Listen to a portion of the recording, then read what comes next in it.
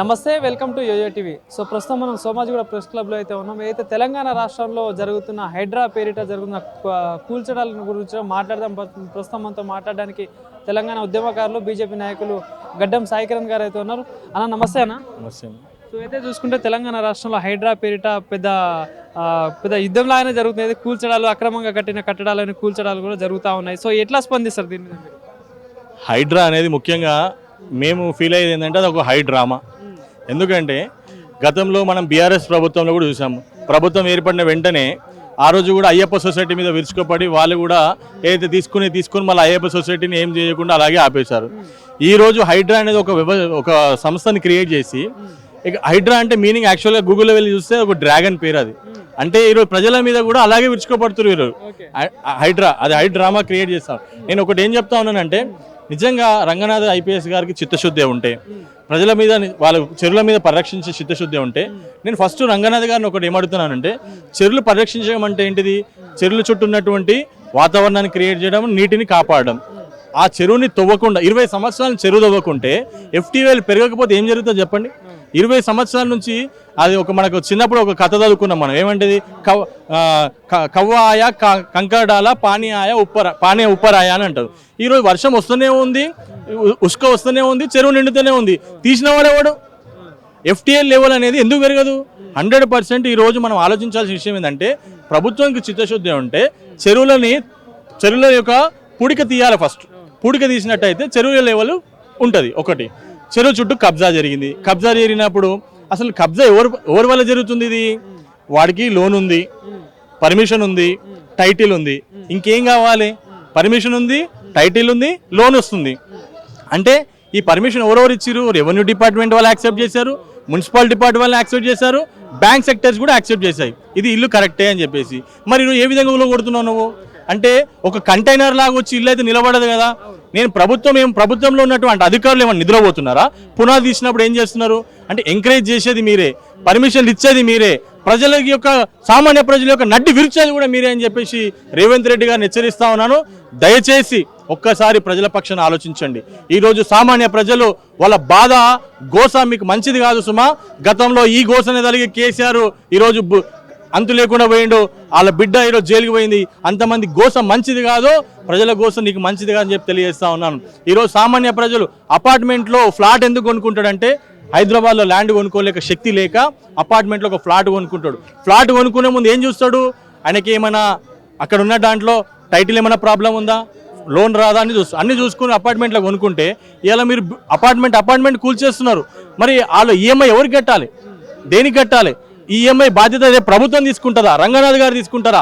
లేకపోతే ఈ యొక్క EMIకి కూలగొట్టిన ఇల్లుకి డబుల్ బెడ్రూమ్ ఏమైనా ఇస్తారా? లేకపోతే ఇల్లు ఏమైనా కట్టిస్తారా? దీనిపైన చర్చ జరగాల్సిన అవసరం ఉందని చెప్పి తెలియజేస్తా ఉన్నాను. ఇంకో విషయం చెప్తా ఉన్నాను. ఫస్ట్ ముఖ్యంగా 50 చెరువులు హైదరాబాద్లో ఉన్నాయి. ఈ 50 చెరువుల చుట్టూ కబ్జా ఎంత జరిగింది, ఎన్ని ఇల్లులు కబ్జా జరిగినాయి, ఎంత కన్స్ట్రక్షన్ జరిగింది అనేది ఫస్ట్ ఒక లిస్టు తయారు చేయాలి. లిస్టు తయారు చేసిన తర్వాత ఆ లిస్టు తయారు చేసినాక ఈ లిస్టులో ఈ పర్మిషన్ ఎవరు ఇచ్చిరో ఆ అధికారులను ఫస్ట్ డిస్మిస్ చేయాలి. ఎందుకంటే ఒక ముళ్ళ చెట్టు ఉంటుంది, ఆ ముళ్ళ చెట్టుని తీసేయాలనుకుంటే ఏం చేస్తాము? వేర్లతో తీసేయాలి. ఇప్పుడు ఇక్కడ నువ్వు పైన ఏదో 4 బిల్డింగ్లు కూలగొట్టడం వల్ల వచ్చేది ఏ ప్రయోజనం ఉండదు. డ్రామా నీకు వచ్చి ఒక హైప్ తప్ప ఏముండదు.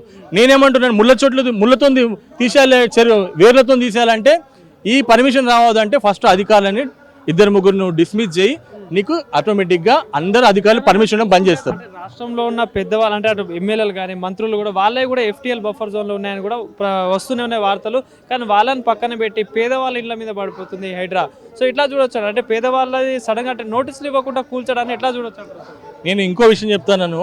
హైడ్రా మీరు అన్నారు FTL అని, బఫర్ జోన్ అని.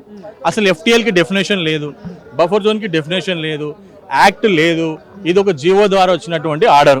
ఓకే, FTL బఫర్ జోన్ అనే దాంట్లో మీరు చెప్తున్నారు కదా, మరి హుస్సేన్ సాగర్ చుట్టూ ఉన్నటువంటి ఎన్ని పోవాలి? ఈరోజు హుస్సేన్ సాగర్ నెక్లెస్ రోడ్ని తీసేయాల్సి వస్తుంది.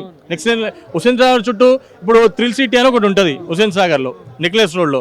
ఆ చెరువులనే కట్టుంది కదా, మరి దాన్ని కూల్చాల్సి వస్తుంది, పార్కులను కూల్చాల్సి వస్తుంది. మరి అనేక ప్రభుత్వ సంస్థలు ఉన్నాయి ఈరోజు, అవన్నింటిని కూల్చాల్సిన అవసరం వస్తుంది. అంటే ఫస్ట్ నేను అదే అంటున్నాను, ఏదో గుడ్డిగా నలుగురిని కొట్టేసి డ్రామా క్రియేట్ చేసి ప్రయత్నం చేయొద్దు. ఈరోజు ప్రభుత్వం ఎందుకు ఈ యొక్క హైడ్రాని ఎత్తుకుందంటే, ప్రభుత్వం వైఫల్యం జరిగింది అనేది అర్థమైపోయింది. కాబట్టి ప్రభుత్వ వైఫల్యం చర్చ ఎక్కువ జరుగుతుంది ప్రజల్లో. రేపు వస్తున్న స్థానిక సంస్థ ఎన్నికల్లో మనం ఇబ్బంది పడతాము. మనం ఒక అటెన్షన్ని క్రియేట్ చేయాలి, డైవర్షన్ చేయాలి పాలిటిక్స్ అని చెప్పేసి ఈరోజు రేవంత్ రెడ్డి గారు అంటే ఒక స్ట్రిక్ట్ నాయకుడు, చాలా గట్టిగా ఉన్నాడు, అందరినీ బెదిరిస్తున్నాడు. నాగార్జున తను లోపల మాట్లాడుకుని బిల్డింగ్ వల్ల కొడతారా బాబు, మళ్ళా కట్టుకుందాం అని చెప్పి కూలగొట్టినటువంటి వ్యక్తులు వీళ్ళు. అన్ని ప్రజలకు అన్ని అర్థమవుతాయి. మీరు ఏదో ఈరోజు ప్రజలకి చెప్పిన మాటలు ఏది నెరవేర్చి ఒకసారి ఆలోచించుకోవాలి. అది డైవర్ట్ చేయడానికి ఈరోజు హైడ్రాని తీసుకొచ్చి డ్రామా ఆడుతున్నారు. తప్పకుండా నేను ఒకటే చెప్తున్నా, మీకు పర్మిషన్లు ఇప్పుడున్న చెరువులను కాపాడుకోండి, ఉన్న చెరువుల డ్రైనేజ్ నీళ్ళు రాకుండా కాపాడండి, ఉన్న చెరువుల చేపలు పెరిగే విధానాన్ని ఏర్పాటు చేయండి. ఒక గంగాపుత్రుడిగా నేను చెప్తా ఉన్నాను, ఈ మున్సిపాలిటీకి ఇచ్చిన తర్వాతనే చెరువులు కబ్జా జరిగాయి. మున్సిపాలిటీ పరిధిలోకి 50 చెరువులు పోయినాకనే కబ్జాలు అయ్యాయి. అంతకుముందుకు ఏ రోజు కూడా కబ్జాలు లేవు. ఒక గంగపుత్రుడిగా మేము చేపలు పట్టుకుంటే ఆ చెరువు మీద ఉంటే మేము చెరువుని కాపాడేవాళ్ళం.